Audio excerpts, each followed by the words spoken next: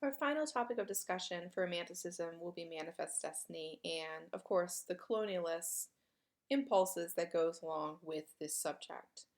Um, manifest destiny, as I mentioned before, is a concept linked to American art, and so we're going to be looking at a lot of American artists here. But it does get a little bit complicated because, for instance, Thomas Cole, the first painter we're looking at, was a British painter who emigrated right to America and became an American. So is he British? Is he American? Is he an amalgamation of both? This is when we start to see what we call diasporic movement, where people are choosing to move from a place to another place. And as part of that, they become kind of a combination of all their influences or all their background. So being an American artist, I always kind of feel like maybe you have to put quotes around that, especially in the beginning of American art, and think a little bit about the connection between Europe and America at this time. But Cole does come to America, and he becomes part of what's called the Hudson River School of Painting, where he and a group of painters, they're painting primarily in the New York area, around the Hudson River, mainly doing subject matter linked to the Northeast, so Massachusetts, New York, Connecticut, and focusing primarily on the landscape, right? Thinking about the sublime nature of the landscape, because these are still sublime paintings. Don't lose sight of that either. But again, we're looking more at the manifest destiny connection with these sublime works than, obviously we would have looked at with the European examples. So this piece is representing um, Mount Holyoke. We're up on top of Mount Holyoke in Massachusetts, and we're looking down into the valley below, what will become Springfield, Massachusetts later on in the future. And of course, following kind of the vista out, right? Looking at the landscape moving out into the distance. And I always think of this kind of work as kind of representing almost like the American promised land. There's almost kind of like a slight romantic, pantheistic religious overtone to it of the potential of the American landscape, the wide open spaces, right, that are available for colonization. But Cole suggested this painting that progress does not come without repercussions. You'll notice there's this storm kind of leaving the frame on the left hand side, and you have these sort of broken trees kind of in its wake. So I think the storm is meant to indicate this idea that progress always has a price. It's not something that does not damage what's around you, and that Cole is saying, yes, the price of manifest destiny is destruction of natural areas, disruption of Native American lifeways. There will be a price to pay at the end of the day. And if you look to the bottom middle portion of the painting, you'll notice that there are two little figures there. So again, kind of striking upon the idea of like man is small in the face of nature, that sort of sublime subject matter that you saw with Friedrich. You'll notice Cole is down there painting. There's a little guy painting with an easel, and then his Native American guide is kind of up on the rock, as if he's setting up like a little umbrella, perhaps for the painter to rest under later. But you could overlook their figures really, really easily in this landscape, because they are small and the nature is big. The name of the painting comes from the shape of the river. It's literally an oxbow shape. It kind of looks like a shepherd's crook. And so that's where the name of the painting comes from, is that literal, almost like question mark shape of the river down in the valley. Um, and again, I think Cole was really working with this idea of the potential of the American landscape, but that there will be costs associated with that progress westward. This is another Cole painting, Catterskill Falls. And he always used real places. So just like Mount Holyoke, this was a real place in Connecticut. So he's always using real places to make and frame the works. They're not made up. So he uses kind of the glory of the American landscape. And once again, you'll notice the storm, but a rainbow. And then a little tiny Native American kind of in there as well. So he really played with this idea of the natural landscape, the gorgeous, overwhelming nature of it, but how man is really small in the face of nature. There's that sublime feeling, and that progress does have a price. This is a painting by Church. That's a personal favorite of mine, Niagara. The reason why I love this painting so much is because when I was in college, I went to George Washington University in DC. When I was in college, I interned during my junior and senior years at the Corcoran Museum of Art. And I worked in the education department. And when I would walk down the hall to go to my office, I always had to pass this painting, which hung on the wall. So it's a painting I saw over and over and over again for like 2 years, and always was sort of drawn to it. The slide image, the image you're seeing here, does not do justice to the immensity of the actual painting. And what I always loved about the painting is that Church puts your viewpoint almost as if you're down in the water about to be sucked over the falls. So in a sense, you get that full kind of sublime feeling, right, of this painting, kind of carrying you, the force of the water carrying you over. So it becomes again almost this overwhelming, sublime feeling. And I always think of Niagara Falls as like a hallmark of Americanism, like Manifest Destiny. It's just one of those places like the Grand Canyon that I think are like the spectacular, standout American icons of the landscape that one tends to turn to and talk about. Also, want to show you Cord Albert Bierstadt, who is really touted as like the premier American romantic landscape painter. And he did a lot of works out west, sort of celebrating the Western landscape, and again, the thrust of Manifest Destiny. I always joke that you really can tell it's romantic because he overstates the landscape. He sort of lies about the landscape in this grandiose kind of way because the mountains in the background, those aren't the Rocky Mountains. Those are more like the Swiss Alps. But again, this is the 1800s. Photography had not been invented yet.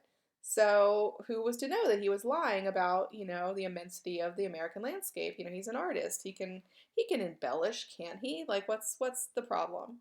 But again, it sort of speaks to that romantic urge to emotionalize things, overstate things, make it very grandiose and over the top.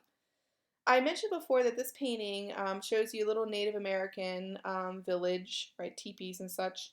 In most Native American villages, uh, in the plains area of the West and moving into the Rocky Mountain areas, were usually traveling villages, right? They weren't permanent structures. That's why they used the teepee. So they may come into this region for a short period of time to hunt, right, to use the natural resources, and then they'd move on again. Um, but Bierstadt is famous for saying in his journals about this painting, it's a beautiful place, blah, blah, blah, I'm paraphrasing. And the Native Americans are living there, but I hope a great white city grows up in this place. And it really shows you the mentality of a lot of people during the 1800s, during the Romantic period, where they didn't have a lot of concern for the indigenous people of an area. They just saw progress as inherent and imperative. And it wasn't about like, how can we try to work together with the Native Americans? It was just our European way is the way. Later we'll look at Catlin and I'll mention that he's like, well, these people are going to die out. I might as well document them.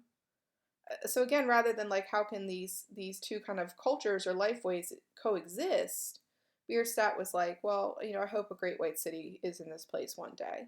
So he paints this spectacular, landscape that should pull at your visceral emotions and make you have these sublime feelings. But there was this sort of colonialist message embedded right in the imagery that he's presenting to you. This is another Bierstadt piece among the Sierra Nevada mountains. So notice he's like Rocky Mountains, Sierra Nevadas, and California. He's looking at what were considered the American jewels. Because again, we don't have castles and monuments, like European culture did. We had the landscape. And if you think about the national park system, that's was created as a way of celebrating our natural beauty because that's what we had as Americans to show off. So Bierstadt's definitely celebrating that in his paintings. But notice once again, you have these over-the-top mountains and very romanticized landscape. So it's kind of pushing a little bit against the borders of reality. This is Edward Lutz.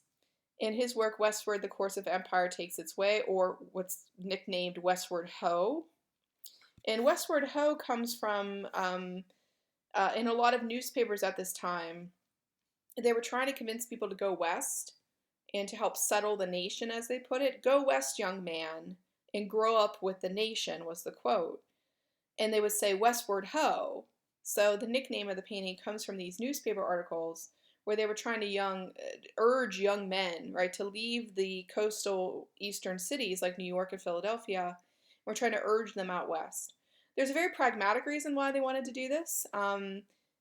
People, when they came to America, they came to these eastern seaboard cities. They came to New York, Philadelphia, etc., Boston, and often just stayed there. So the populations were exploding, and the city infrastructure was not able to handle it anymore. There was a lot of sanitation issues, and all kinds of crime was growing. So there was almost this governmental message being put out there, like, we need young men to go grow the country. We need young men to go, like, grow up with the country. We need them to settle. And so Manifest Destiny, a lot of people think, is not, it was tied to a political movement in a sense, right? But it also was very pragmatic, where it was like, we need to get people out of these cities because they're just simply becoming too overrun. We need to keep moving them into the interior of America. We need to get them out there in the West. So it's interesting when you study sort of the politics of this, like, why were they trying to urge people to go west? A lot of it was just simple pragmatics and population control.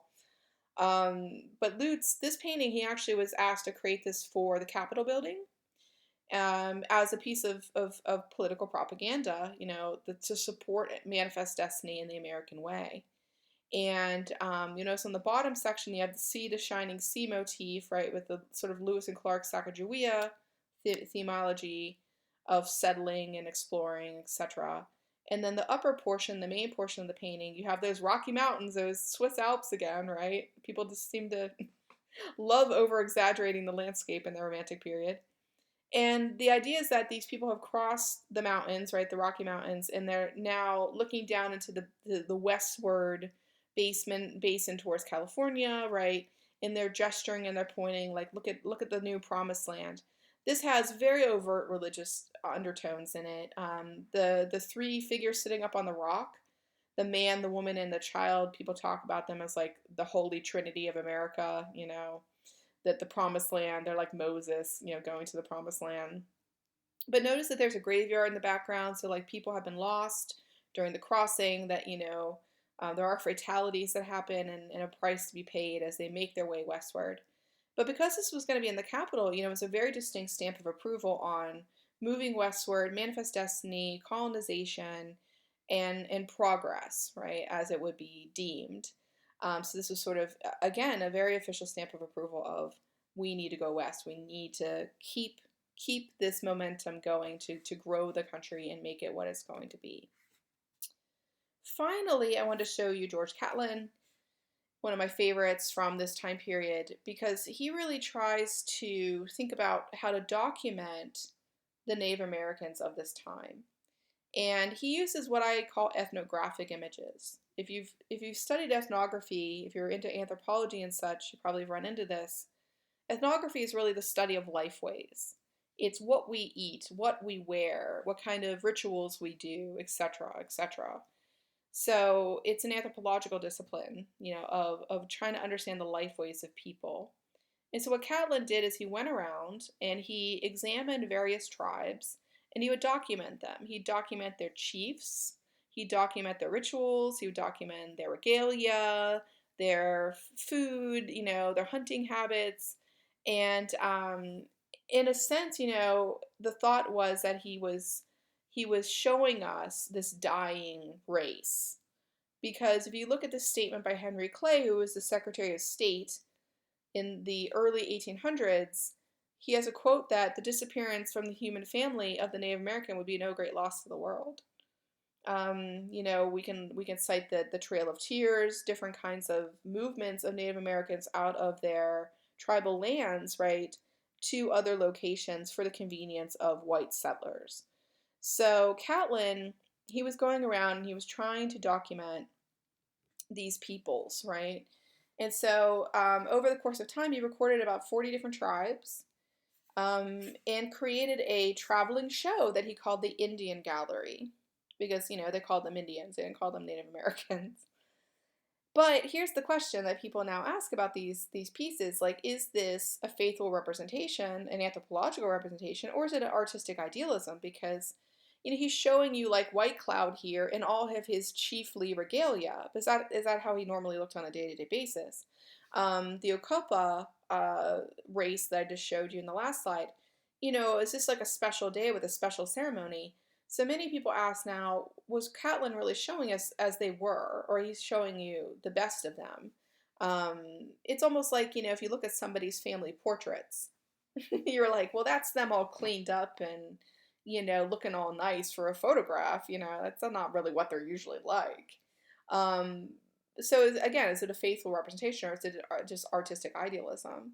So it's a very serious question to ask. And many people also make the mistake of like, oh, he must have been such a nice guy, Catlin. He wanted to preserve these people's lifeways. And I'm like, well, you have to think about the time period. I mean, in his journals and his diaries, he talks about how these people are going to vanish, and there's nothing to be done about it, he said. But I want to document them before they go. And he's very just straightforward about it. It's not like he has a political kind of agenda where he's like, we need to save the Native Americans. Like, he's not saying that at all. He's like, yeah, these people, they're going to be erased because, white progress deems it such. But, I'll, as an artist, I think they're an interesting subject right now, so I'll document them. So again, I don't know if we should like say like, oh yeah, he was, trying to protect them or something. And not really. And, again, he creates something that he can artistically gain from, because the Indian Gallery traveled all over and people had to pay admission to go see the artwork. So, is he such a great guy? I don't know if I'd go there, but I also just think he's a product of his time. That this was the mentality of the time, that Manifest Destiny was, it was unassailable. It was the thought of the land, and that is what was going to happen. So, again, this was the attitude at the time, that Manifest Destiny would march forward. So, how much can we really say bad about a person existing in their own time under a completely different set of rules? So, but again, looking back on it from our perspective, we talk about it as post-colonialism, and it's a whole field of study now to look at the issues that arose during this time, and then how things were handled, right, might we say. Last thing I'm going to briefly show you, just to wrap up, is a bit of Romantic architecture. I don't spend a lot of time on architecture. I'm sure you've picked up on that by now. But I do sometimes like to show it to you just to give you a little bit of more of a flavor of the time. And I think Romantic architecture is really compelling because it's almost like this creation of fantasy buildings in a little bit of a way. So just like back in the neoclassical, where women like to dress up and wear Roman togas and portraits, now we have people who are looking to like the Gothic period of medievalism to create the House of Parliament, or my favorite, looking to like India to create a royal pavilion for the British, crown. This royal pavilion was actually created for the British, queen, king, right? The monarchy essentially, to use as almost like a pleasure palace. And it was using these Indian inspired elements in the decor, right, in the furnishings. It's a really odd fantasy thing that's romanticized, and you can't decide if you should be like, okay, that's all right because it's kind of fun, or if you're like, oh, that's appalling because it's like sampling from another culture. Today we talk a lot about like cultural appropriation, and how this is a big no-no. You're not supposed to culturally appropriate others. But again, during the Romantic period, I don't think they were doing it, to be really nasty. It's like they had this weird romantic notion of these places, and created these sort of like little fantasy worlds, right, based upon these places. I mean, to me, the Royal Pavilion is very much inspired by the Taj Mahal in India and a lot of those type of influences. So back then, I think it was like this lure of faraway places and exotic places and such. But today we'd be like, well, that's cultural sampling. Oh, yeah, you don't do that. So it shows you how this conversation could progress and change over time. But there is something very compelling to me to looking at Romantic architecture and thinking about how that fantasy becomes like a function of like a living, breathing space.